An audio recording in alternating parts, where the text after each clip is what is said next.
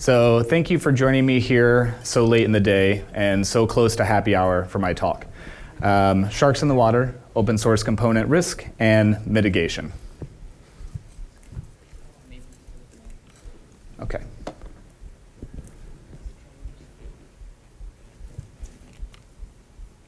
Off to a good start. Okay, so who is this Aaron guy? So prior to moving into security, I was a full stack engineer building products. And in that journey, I was introduced to the Security Champion program. From there, I grew a deep fascination and passion for security, so much so that I decided to jump in full-time and start working as a security engineer at BSidesSF, where I focus on hardening our cloud assets. I manage our bug bounty program, collaborate closely with our platform team to dig into the nitty-gritty of our ever-increasing code base and build and integrate tooling that makes sense for us. But enough about me.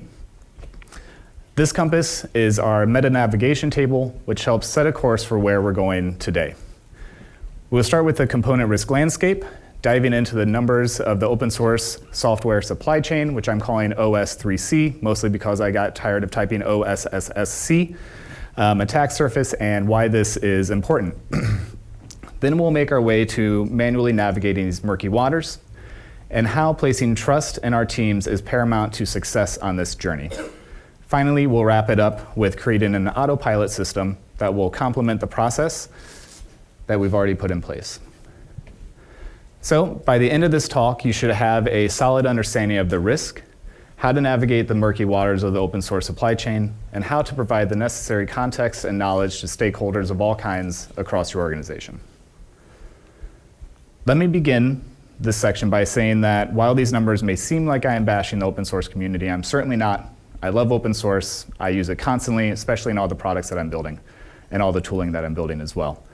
So there's a lot of good in open source software. It increases engineering velocity, allows for near limitless extensibility, and is generally well tested. However, not all components are created equal. And as we progress through today's talk, we'll see why education and awareness among engineering teams is in many cases more important than the automated tooling we love to build into our pipelines. So to fully understand the OS3C landscape, I think it's important to first get an idea of the growth that has occurred from 2017 to 2019. There's been a 75% growth of newly released packages across all repositories in just 2 years' time. Two of the leaders in terms of percent increase are npm and crates.io, which is Rust's repository. So JavaScript's npm repo, with over 8,000 new people contributing annually, has grown at a rate of 109% over 2 years. So from roughly 400,000 packages to now well over 836,000, and as of today, it's well over 1 million.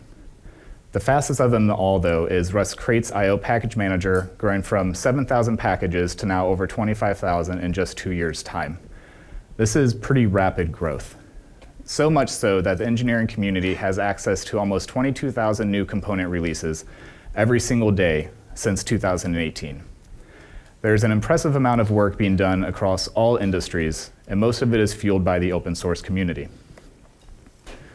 It affords us much more rapid prototyping and development. It increases our velocity. In other words, our time to deliver software has now accelerated at a phenomenal rate. We can pull down and spin up a database just by running one Docker command. We can extend upon that functionality, which is the core of open source software, where engineering teams are constantly coming up with new and unique ways to use the average component, building it atop their software to fit their needs. In general, open source software has integrity. It's well tested, and it's widely contributed to. As with anything, though, there comes an inflection point which forces balance back into the universe. Annually, enterprise organizations download roughly 313,000 new OSC releases every year. Of those downloads, 28,000 of them have at least one vulnerability. And with those vulnerabilities, 18,500 of them have CVE scores at 7 or above, and 8,000 of those have scores at or greater than 9. So the chances of one vulnerability and one popular component infecting some of the largest companies in the world is very real. In fact, as I'm sure everyone in this room is already aware, it's already happened, and it's happened more than once. In fact, open source components contributed to 31% of breaches in 2018. These made up a lot of what could be called a targeted breach. You could make the argument that all breaches are targeted, but we all know the amount of crap adversaries throw at our firewall just to see if it sticks. So when I say targeted breach, I mean those that specifically target open source components. So with those numbers in mind, it becomes very clear why attackers target open source components. But let's dive in a little bit deeper. There is broad adoption among open source components. 97% of code in modern web applications come from NPM, which has a vulnerability rate of 51%. So let me repeat that. 97% of code in modern web apps comes from NPM, of which the majority of the packages downloaded from there have known vulnerabilities. And this ties directly into what I mean by pervasive. There are, of course, different ways we could unpack the word pervasive in this context. Instead, I'll just ask by a show of hands, how many of you have dependencies you can't update? Yeah. All right, this is exactly the reason why we see vulnerable versions of Apache struts still being used in the wild. It's crazy. So if you're not updating regularly, it's going to become more and more painful. The ability to update quickly becomes critical when adversaries have compressed the times between vulnerability announcement to exploit from 45 days to 3 days. And in the case where they are directly injecting malicious code into open source projects, which is not just theoretical, it drops to a 0-day vulnerability. So how do we do all this as a security team? Well, we don't.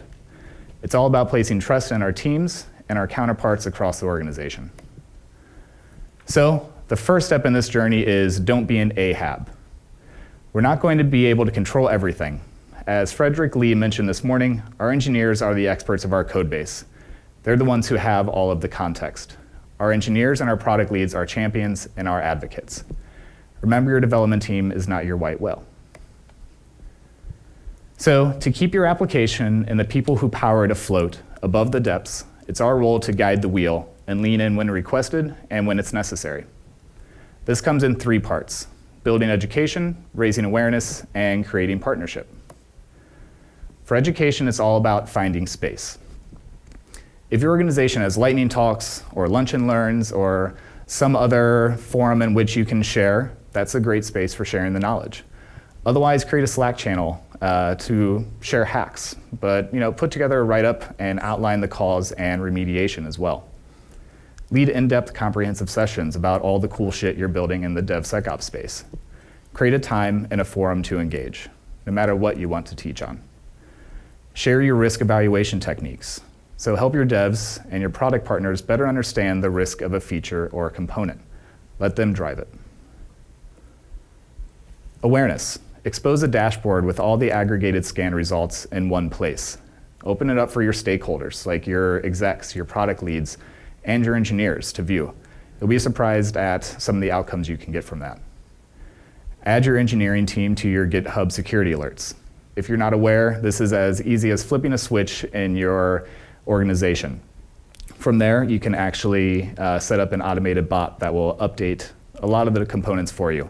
Typically, if they're transitive, you won't get much help there, but at least you can get the direct dependencies updated with a bot. Slack channels for vulns and alerts. Share the knowledge. You'll probably find that most of your engineers will proactively update. The last but not least part of this is partnership. Partner with your architects and your platform team and your engineers. This can help you find gaps in your own understanding and put you in a position where they're comfortable to come to you with issues. Communicate vulnerabilities to your teams. The best defense against attack is sharing what has come before. Hoarding or restricting knowledge is not where we should focus. We should focus on getting better together. Build a shared model of responsibility. Any of you who are familiar with AWS will be familiar with this phrase. Security is about ownership across many levels, not just one. It's been mentioned multiple times today. We cannot be everywhere, and I don't know about you, but I don't want to be everywhere. With partnership in mind, this is a simple but helpful component evaluation tool. It's a great way to engender the idea of shared responsibility. Encourage your teams to use this to evaluate their import prior to consumption.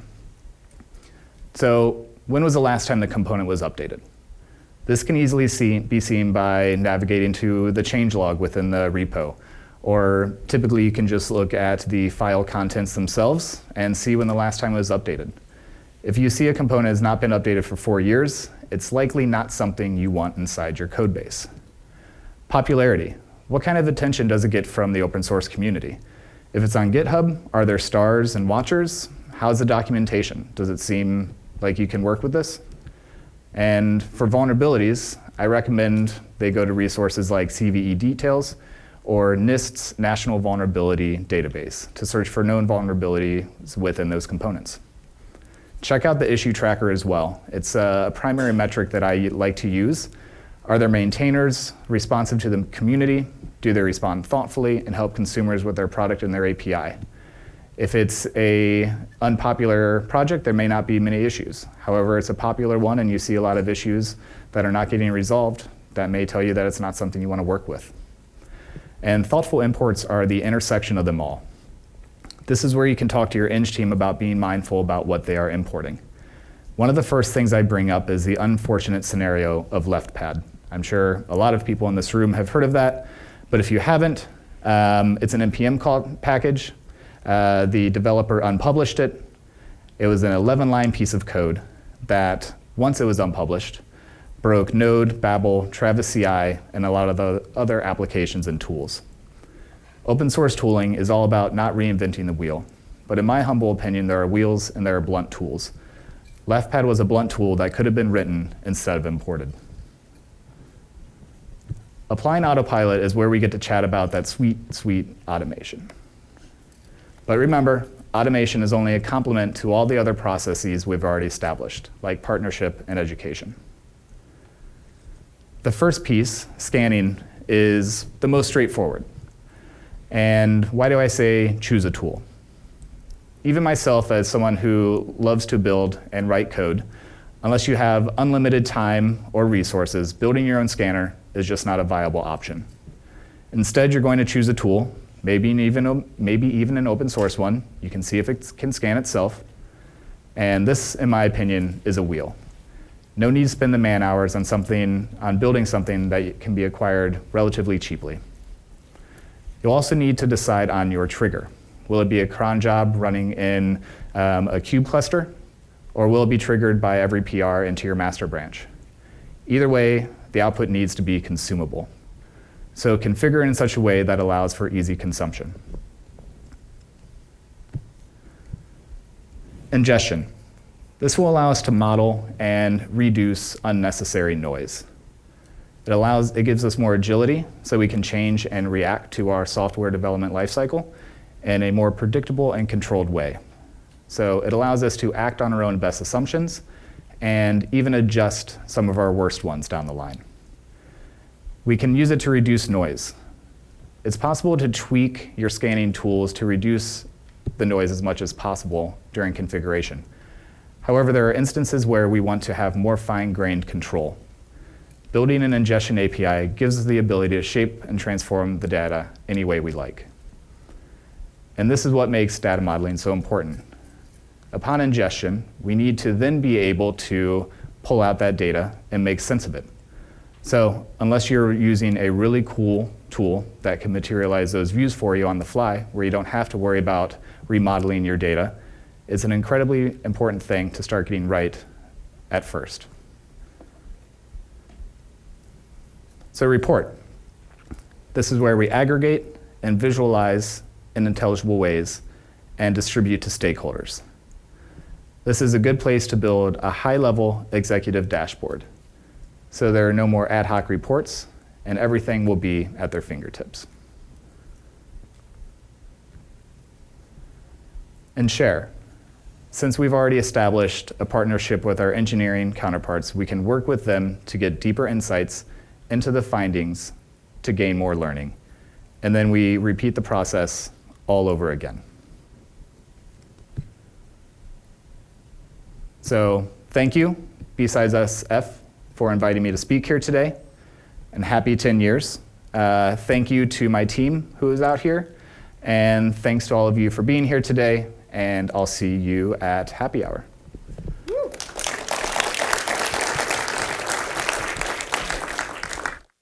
Anybody has any questions, feel free to just ask them aloud, or if you'd like me to ask your question for you, put it on the slide to you.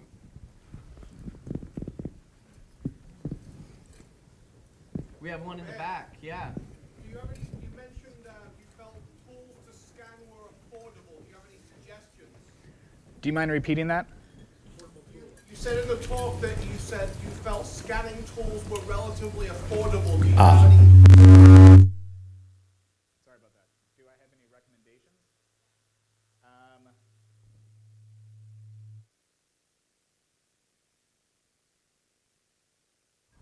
Yes. Yes. So white sources that we use, I would say that I've had to build a whole lot of automation around it in order to get it to function the way that I want it to. However, I would say that's one of a reasonably affordable one that, for us, was on the market. And there's some decent open source ones out there as well. OWASP has one. Another question in the back? So early in the talk, you mentioned it seems like you were using CVEs to measure like vulnerability rate in open source projects. I'm curious how your analysis might change if you include those security issues that go patched without a CVE assignment. So I want to make sure I understand the question. How would I work with the security issues? Do you think the numbers will substantially change if you were to consider security issues that get patched in dependencies that don't actually have CVE assignments? Yeah, the numbers that I was using came from a open source software supply chain report put out by Sonatype. If I were to apply my own automation to it, I would definitely pull down the security issues that I get from packages. I don't know how that would change the numbers, but I imagine it would go up substantially. Does that answer your question? Yeah. Yes. Hi, Andre Nykerk from Domino Data Lab. Hi. If you make these reports, vulnerability reports, and you have many vulnerabilities, some of them are high, 7 and up scores. Right. Do you show all the 3, 4, 5 score vulnerabilities as well, or do you like scrap the low vulnerability scores? It's a hard question. And I say it's hard mostly because it's something that you need to decide upon within your own organization. The way that we address it is we look at medium and up. And that's just because there's a lot of other work that we're trying to get done. And we work on addressing the medium to high to critical risks first. And that is what we bring up in the dashboards as well. We pay attention to those lows, and we try to address them over time, but they are prioritized much lower. What score is that, 5? Yes.